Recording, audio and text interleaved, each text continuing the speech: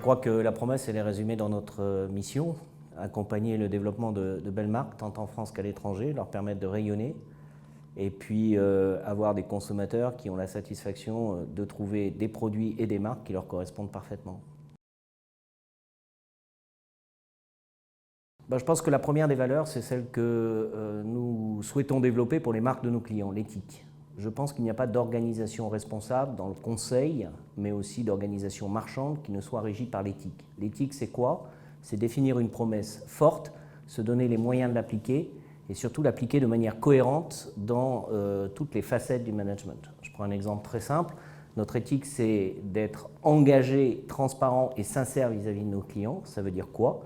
Ça veut dire qu'on demande à nos collaborateurs de prendre position, on leur demande de travailler et d'amener une information factuelle, donc vérifiable et scientifique, et on leur demande de travailler avec beaucoup de sincérité.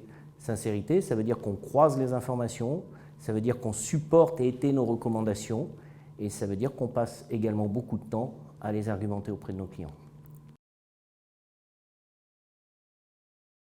Je pense que nous avons le souhait d'être très engagés vis-à-vis de nos clients et de faire de l'étude non pas un référent, une lecture agréable, mais un outil pour l'action. Donc ça suppose de porter des recommandations fortes avec parfois beaucoup d'obstination. Il y a des obstacles pour faire passer certains messages. Il faut composer avec des organisations, avec des cultures, avec des habitudes prises. Et ce que je demande souvent aux consultants, au-delà des qualités qui sont les leurs, ce que je leur demande, c'est d'avoir la foi dans le message qu'ils portent et de savoir montrer beaucoup d'obstination pour le délivrer et de mesurer leurs résultats plutôt sur le moyen long terme, dans la façon dont ils font évoluer les marques pour lesquelles nous travaillons, plutôt que sur le court terme. Alors il y a un animal que j'aime beaucoup en marketing, d'abord parce qu'il est souvent associé à des qualités bien françaises, donc c'est la grenouille. Les Anglais se moquent de nous en nous appelant frog ou froggies. D'ailleurs, au passage, l'origine du mot est contestée. Beaucoup disent qu'on nous a appelés froggies parce que nous mangeons des cuisses de grenouille, c'est sans doute vrai, mais en fait c'est peut-être aussi plus compliqué que ça. Ça remonte pour la petite histoire en 1832, lorsque les Américains ont combattu les Canadiens, les Franco-Canadiens. Ils avaient en face d'eux des groupes extrêmement mobiles, extrêmement agiles, alors qu'eux étaient plutôt sur des conceptions de combats assez classiques. Et comme ces combats se déroulaient dans les marais du nord canadien, eh bien, ces Canadiens franco-canadiens ont été appelés des grenouilles par les Américains. Et je pense que ça définit aujourd'hui les qualités du marketeur.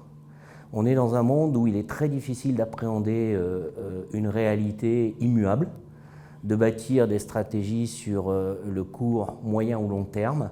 Il faut en permanence s'adapter, donc il faut avoir un don d'observation, la grenouille là.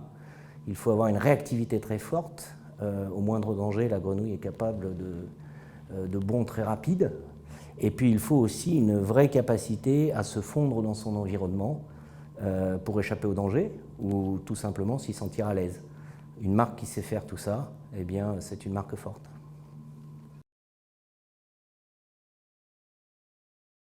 Ah, c'est compliqué, mais il y a des objets qu'on aime plus que d'autres. Moi, j'ai une passion particulière pour les diamants, parce que je trouve que le diamant a, j'allais dire, ce paradoxe incroyable de n'être au fond qu'une pierre, c'est que du carbone. Et pour autant, quand on examine, alors on pourrait dire sa rareté en fait son prix, mais je crois que ça va bien au-delà. C'est une pierre qui peut rendre fou, c'est une pierre qui peut rendre un amour, traduit un amour incroyable dans beaucoup de cultures. Bref, c'est une pierre qui réveille des émotions, la plupart du temps positives, heureusement, dans le monde entier, quelles que soient les cultures, quelle que soit l'histoire, quel que soit le temps. Et il y a très peu d'objets qui réunissent peut-être ces qualités. Et nous essayons souvent de dire à nos clients, essayez de tailler ou de façonner vos marques à l'image du diamant. Alors des rêves, on en a tous, on en a beaucoup. Dans les organisations qu'on dirige, je n'aurais pas l'outrecuidance de penser qu'on a tous les mêmes rêves. Ceci dit, fédérer une équipe de consultants, c'est aussi partager, peut-être pas un rêve, mais une vision. Et notre vision, c'est de bâtir des marques fortes. Alors on a plaisir à accompagner des marques françaises, mais pas uniquement. Sur des marchés matures, mais pas uniquement. Et moi, j'ai beaucoup de plaisir lorsque j'arrive à réconcilier des attentes clients autour du plaisir, de l'hédonisme, de la sensualité, qui font qu'on achète des marques de luxe avec la promesse délivrée par ces marques. Et lorsque ces marques sont françaises et qu'elles réussissent à l'étranger, eh bien, j'allais dire, on en tire une satisfaction forte. Alors mon rêve, c'est de le faire encore pour les 20 ans qui viennent.